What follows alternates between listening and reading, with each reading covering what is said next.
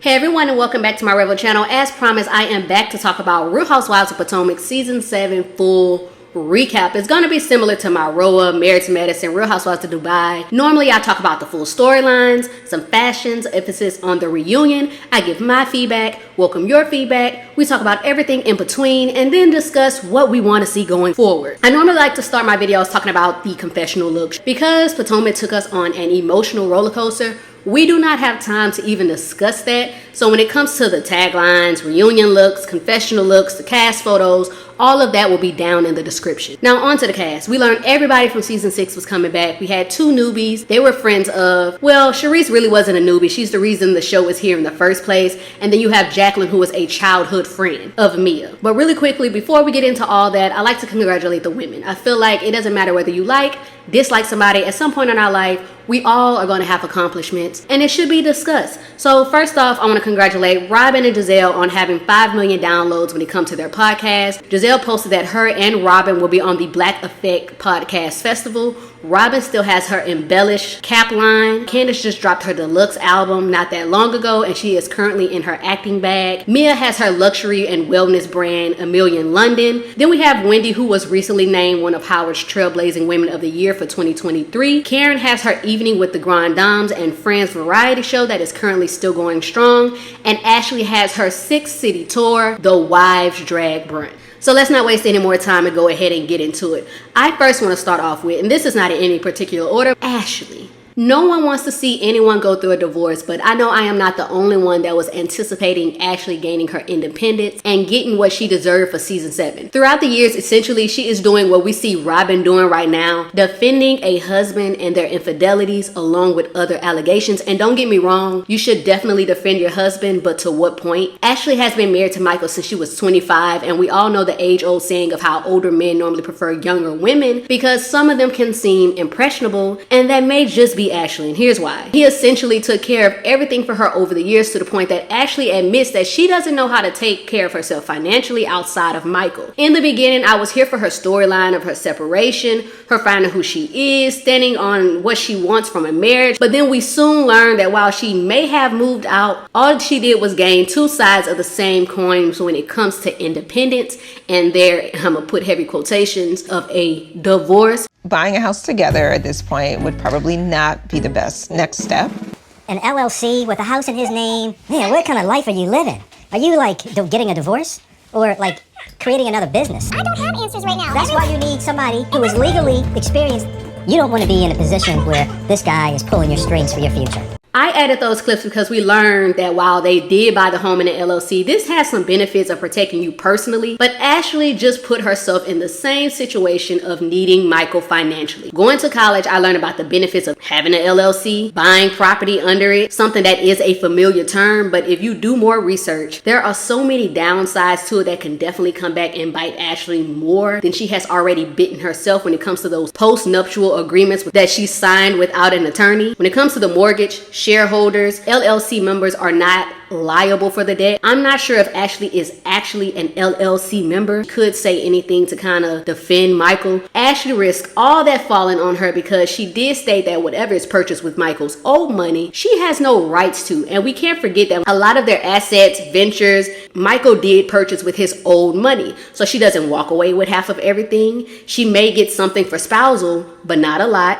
She gets the child support, but once they turn 18, all of that will stop. She did get a home, but let's be real, she already told us that's a lot for me by myself. Ashley did not get an attorney for the prenup, post-nup, divorce stuff, none of it. She just took Michael's word for it as if he's a dummy. He's gonna protect himself. Essentially, she didn't protect herself. And I feel very bad for her. Like, another person that I feel like did not protect themselves is Robin.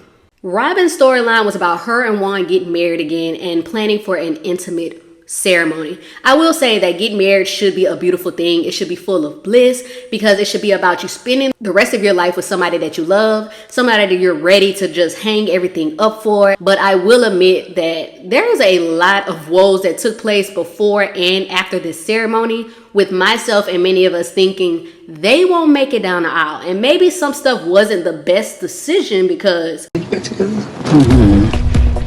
wouldn't like share my life with somebody. If I didn't have Courtney Card, I'd be gone already. some more. She gets to Maryland. She's reaching out to him. She tells him she lost her wallet in the casino and she cannot pay for her hotel room. Okay. So he feels bad for her. Apparently she was like, really stressed out, really distraught. He feels bad for her. He goes to the hotel, puts his card down at the counter or whatever, and that's it.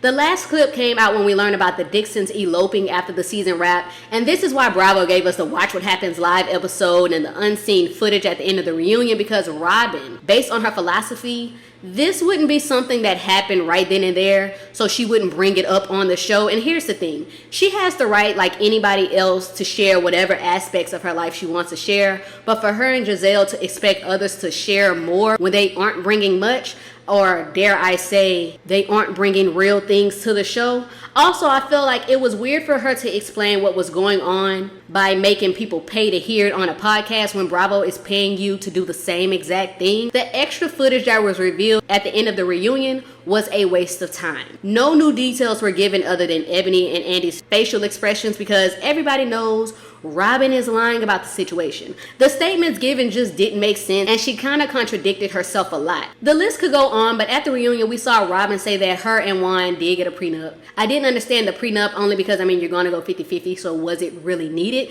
And I know some people didn't like that they're splitting everything 50-50, and I guess I'm on the island by myself, because essentially we can't sit here and act like he doesn't really have the assets to really do more, because we all know why he lost his money in the first place. But what blew me was her not adding that cheating clause. There are way too many allegations that has come out about him, and I'm gonna be real, at first I was like, it's a lot of allegations, but we're not getting anything like when we're talking about proof or whatever. But essentially proof has come out, so it's like you should have definitely protected yourself when it comes to that, because essentially all you're getting is the same man just wrapped up in a new package called being remarried. I want to wrap up her portion by saying that the way Robin handled a lot of stuff during this season, from the treatment of the castmates, her statements, her blind loyalty, it was definitely bogus. It does seem like Robin helped propel a lot of unnecessary energy throughout the season to cover up a lot of stuff that was going on.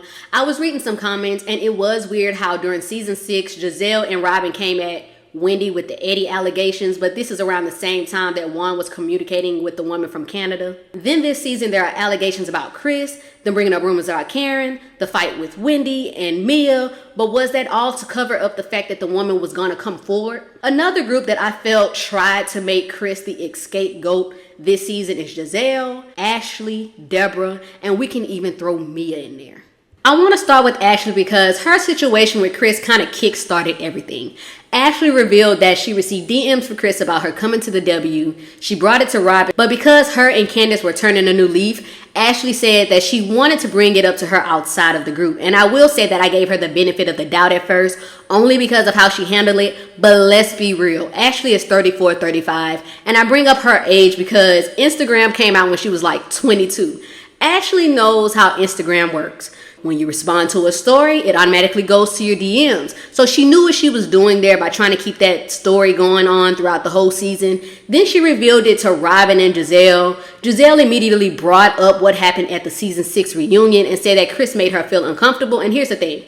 If Giselle felt uncomfortable, then this is very valid because she is entitled to feel how she felt. But let's be real. Giselle messed up because she brought up all these very damaging statements when she knew what they would do, and it was not okay. Men have tried me, and I felt like it was a situation in which he was trying to see if I was with it. The walkover. I don't have who would cook you a meal. So he was letting me know he's not happy. To say, oh, I can make you happy. Like, get out of here. He's a sneaky link.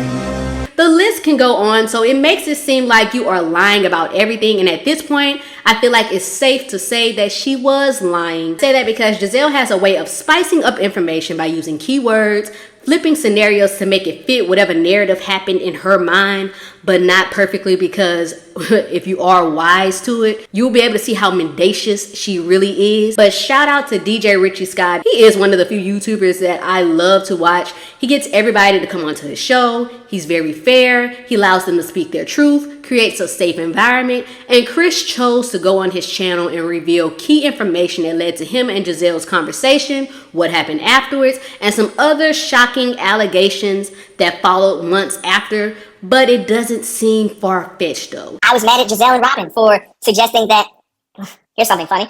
Telling Candace that words are important and the way that you say them and the way people interpret them, it's damaging and hurting. Like, because I didn't want to talk to you right then. I just didn't. So, but the funny thing is that clip, that's actually after we talked. What? That clip was at the very end of the reunion. The very end of the reunion. We talked on the break between when the husbands came out and before they went out for Nikki. But it seems you literally made everything else up, and you tried to piggyback off of what Ashley said to add to that scenario. What made you uncomfortable to me, allegedly, seems like you didn't like how he came at you and said, I don't like how y'all treating Candace and how this can come back and bite y'all in the end. Another person that tried to add to it but failed miserably was Mia. She said Chris was staring at her, made it seem like it was some type of way, but then backtracked real time because the footage showed that that was a lie. Deborah, Ashley's friend, tried to say he was flirting with her and added the Happy Eddie comment, which, by the way, shout out to Eddie and them because they literally laughed that off. But the footage shows that that was a lie. Chris even said, another person who I'm not going to name, who you are very, very close to, who is also very good friends with Ashley, who was at that party. I know. sent Candace a DM, who then she showed it to me, who said, I was standing right there. That did not happen. I heard now, the exact same thing. So apparently there's somebody else who was also there, and they were able to confirm that none of that happened. But at the end of the day, when it comes to this Chris thing, it was a scheme that Mia, Giselle, Ashley, Deborah set up to come to us with the BS, and it was an epic fail.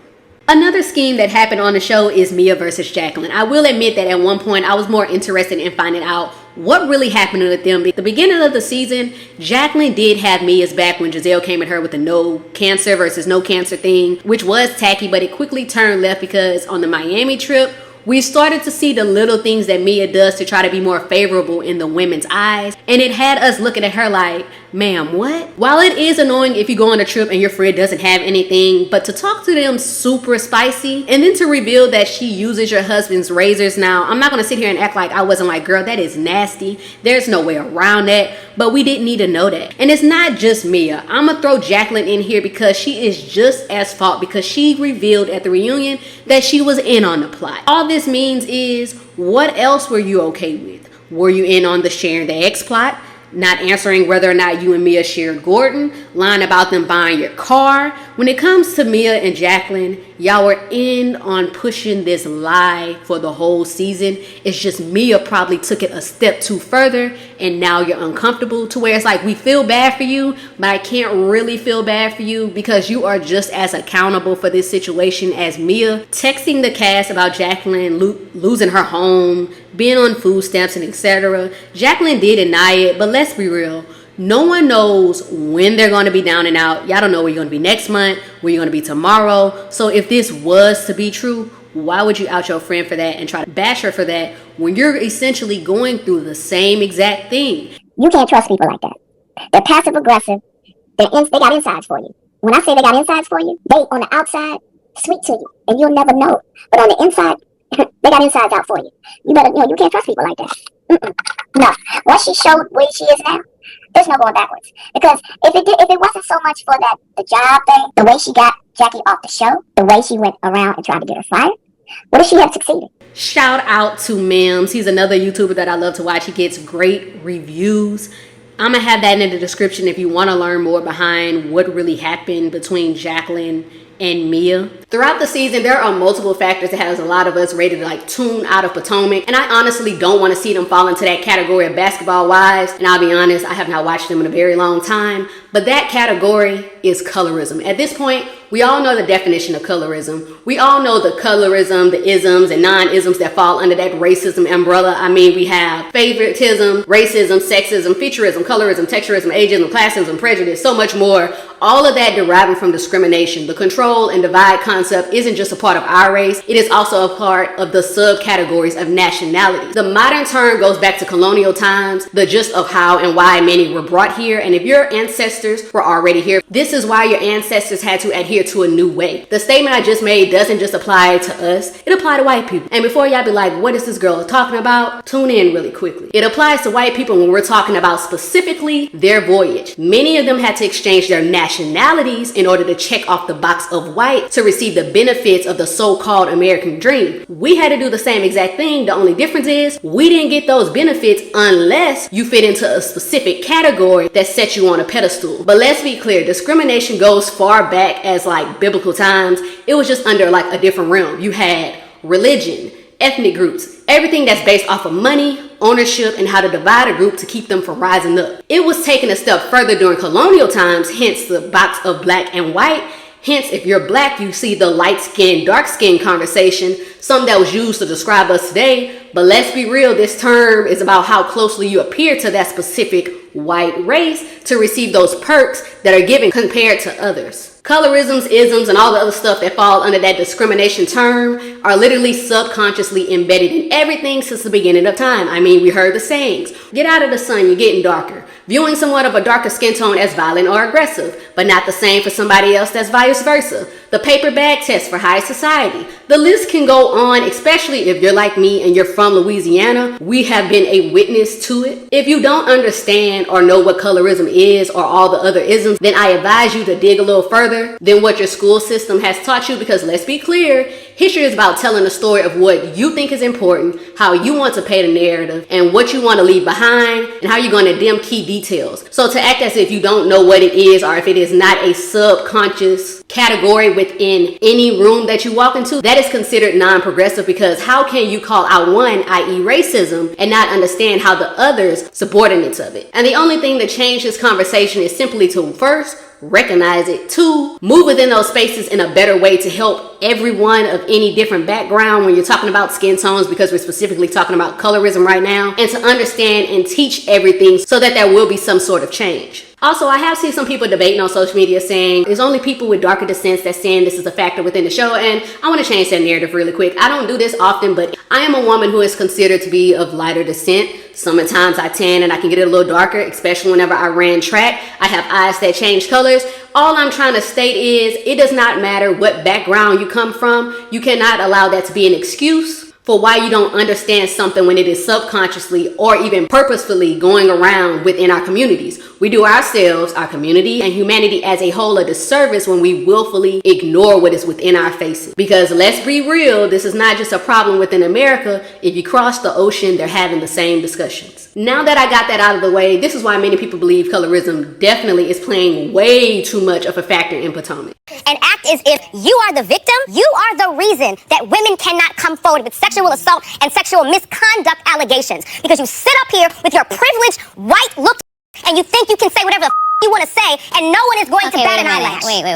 Okay, great. That's a little far. No, it's not. No, it isn't. It is. No, it isn't. Far. Way too far. No, it isn't. Your proximity to whiteness helps you to be able to sit up here and tell these lies. You're biracial. What was your reaction to all this? I was just really surprised because the two women who have the most European features seem to make the biggest deal of race. When most of us embrace our naturalness, for some reason, they don't. What? The women essentially said the same thing. Yes, it may have been how Candace said it, which is why Wendy told her to clean it up, because she knew they were going to try to flip it, as the cast definitely did. But Candace didn't tell a lie. It was just how she said it. But let's be clear. We understand why she had the tone that she had. Her husband even revealed why she had that type of tone, because the women were really acting clueless and she was frustrated. And for the cast to be up in arms about what Candace said, which is similar to what Ashley said, but couldn't understand the discussion of colorism in part 2 of the reunion, y'all are literally proving her point, because it was the same exact thing. We don't have the time to cover all the different little clips we had throughout the season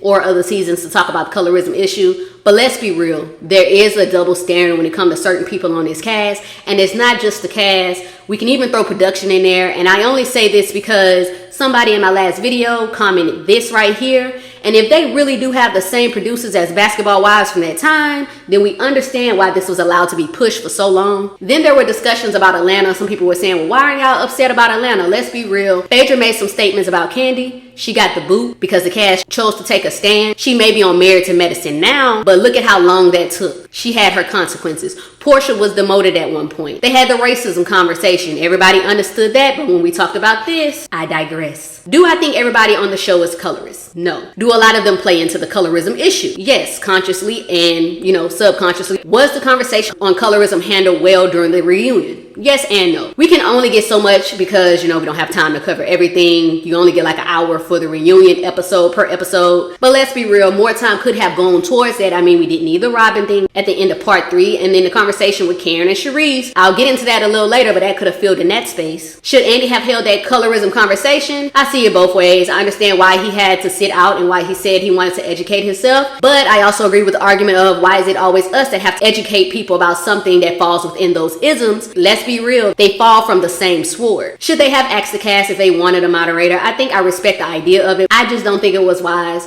You have people who are accused or act as if they don't understand something that is going on, so you really think they're going to expose the situation, i.e. Giselle, who comes from a civil rights family who targets equal rights and treatment. She's a part of a black sorority that originally has practices that weren't progressive, but removed the paper bag test to show the importance of all black women. She had the every hue beauty stuff that was supposed to be dedicated to all shades, but yet she sat there and acted like she was not interested and acted as if she didn't understand what was going on, yet you asked her if she wanted a moderator. The colorism conversation from season 1, people. The list goes on, but we're going to go ahead and pivot into this Mia and Wendy conversation. This is another one that had many of us ready to tune out because it's not just about the conversation. How the cast took a stance on if you don't like someone, it's okay for you to assault them, treat them unfairly, and it gave lack of morals, empathy, understanding. The conversation we just talked about. Because let's be clear, a lot of them don't like Mia either, but they didn't treat her how they treated Wendy and Monique. I won't show the clips because I already did that during the season. I will have that video in the description if you want to watch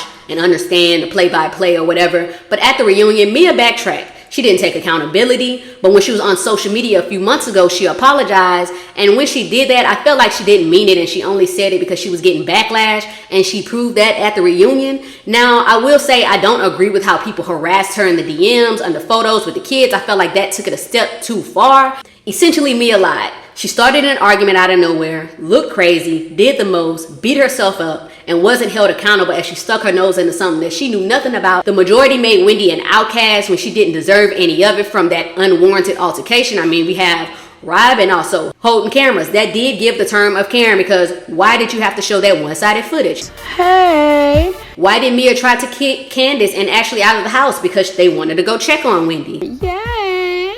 Giselle saying she's okay with Mia hitting Wendy because she doesn't like her. It's giving a dangerous world we live in. Go girl.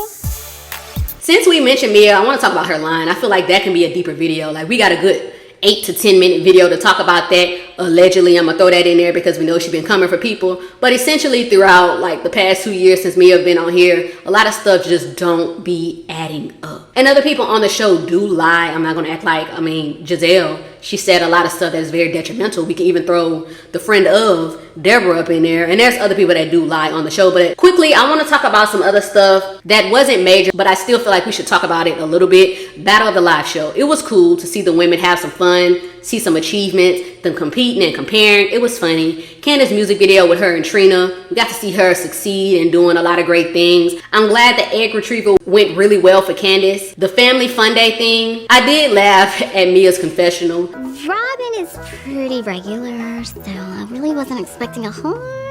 Did I say that? I do understand that if you don't like somebody, you're not going to invite them. And I don't want to be anywhere I'm not invited. Let's be real. If you don't want me there, I don't want to be there. But the way Robin went about it was messed up. And I still stand by the fact that no one is going to send their kids around somebody that they know has a strong disdain for them. And Wendy revealed that Candace has never been around her kids outside of the show. So why would she even bring her kids? You know what I'm saying? It just didn't make sense. And we have to keep in mind that this is a show, so when people don't show up, they don't get checks. I think the storylines on real things like health was very important, and I did like to see that. Wendy did that. Mia talked about hers a little bit, even though a lot of people were trying to say she was lying. I just think she didn't know for sure what was going on, and she was just walking people through it, giving her the benefit of the doubt when it comes to that. Giselle, she could have talked about hers more. I feel like that would have definitely helped her this season. I agree with Jacquline. Mia does come off as very unhinged with a lot of the stuff that she does. Candace showed some growth with how she held herself when the women came at her, and I think we got to see her in a different light because of that. Karen versus Cherise. I saved this for last because let's be real. Karen didn't want to talk about it, and that aggravated me. Like, ma'am, essentially this was the biggest thing you had all season. Why not discuss it? Like, we get why you said you didn't like her, but that was your time to talk about it at the reunion, because essentially without that, you were just sitting there giving us facials. Karen said she can have eye candy. So that lets me know that her and her husband has an agreement. Now, do I think the blue eyes guy may be a real thing? I don't know. It may be somebody else. And I only say that because, let's be real, the whole blue eyes moniker has changed when it comes to his profession. Every time you turn around, it's a different guy with blue eyes. Charisse was brought back to get under Karen's skin, let's be real. I mean, Andy did say that they asked her to come back, but we're not going to sit here and act like throughout the years